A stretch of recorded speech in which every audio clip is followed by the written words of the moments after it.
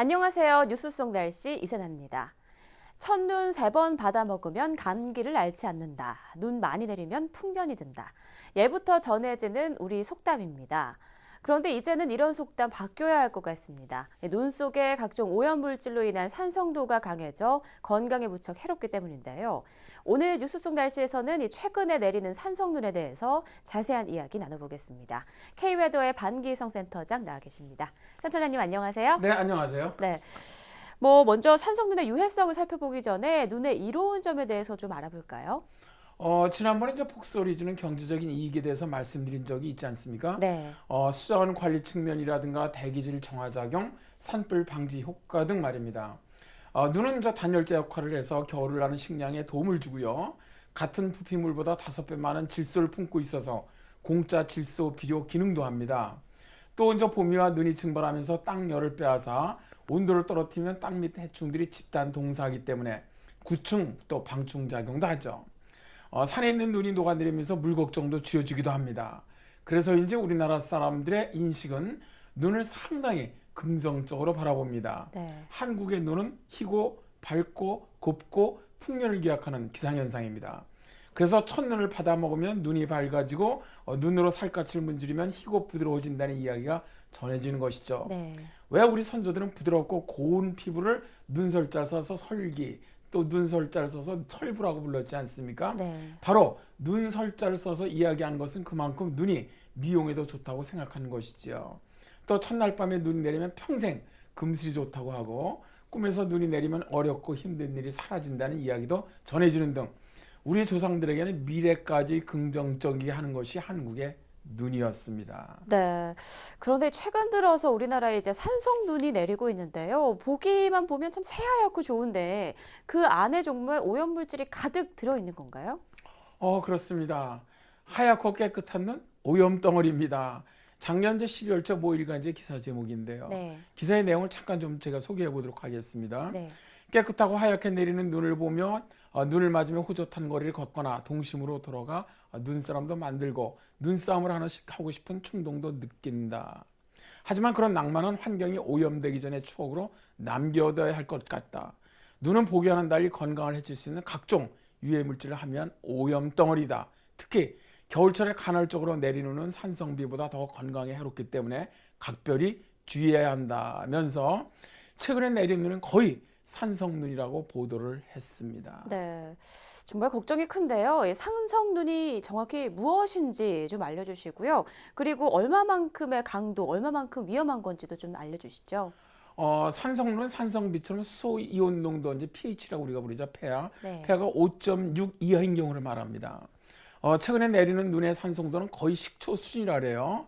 가장 심했던 것은 2013년 1월 폭설이 내린 충남 태안과 인천 강화의 경우 눈의 산성도가 pH가 3.9로 이는 정상 눈보다 산성도가 50배 이상 강했습니다. 네. 엄청난 산성으로 몸 안에 들어가면 정말 해롭다고 할 수가 있는데요.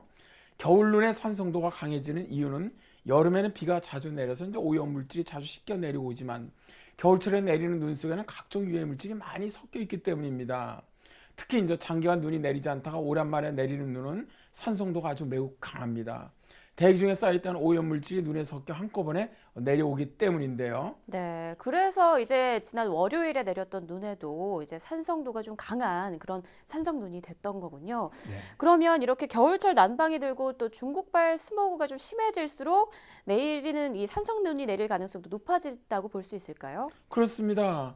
이제 겨울철에 난방 수요가 아무래도 늘고 또 증발 스모그가 산성눈을 만드는 주범이라고 할 수가 있는데요.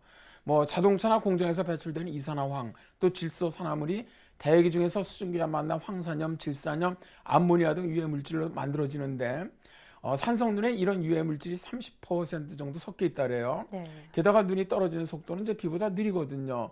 그러다 보니까 대기 중에 머무는 시간이 눈보다 길기 때문에 오염물질이 섞일 가능성이 더 높아집니다. 즉 산성눈이 쉽게 만들어진다는 것이죠. 네, 그러니까 산성눈이 산성비보다 더 위험하다, 몸에 해롭다라는 말씀이신데 특히 더 주의해야 할 사람들이 있다고요?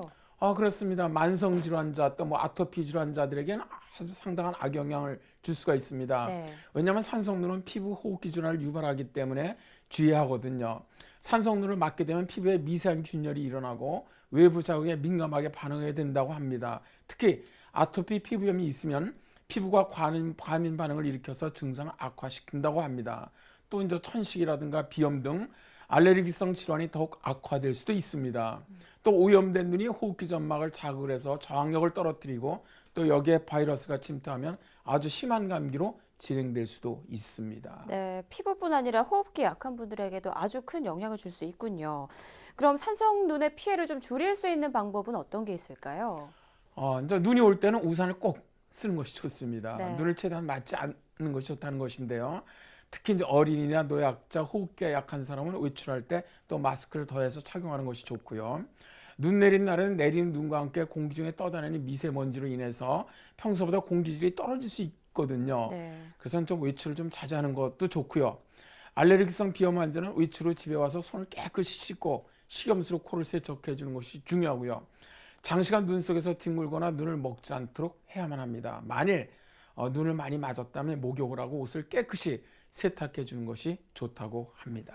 예전에는 눈 내리면 일부러 바깥에 나가서 눈도 맞고 그랬는데 이제는 꼭 피해야 한다고 하니까 좀 씁쓸해지네요.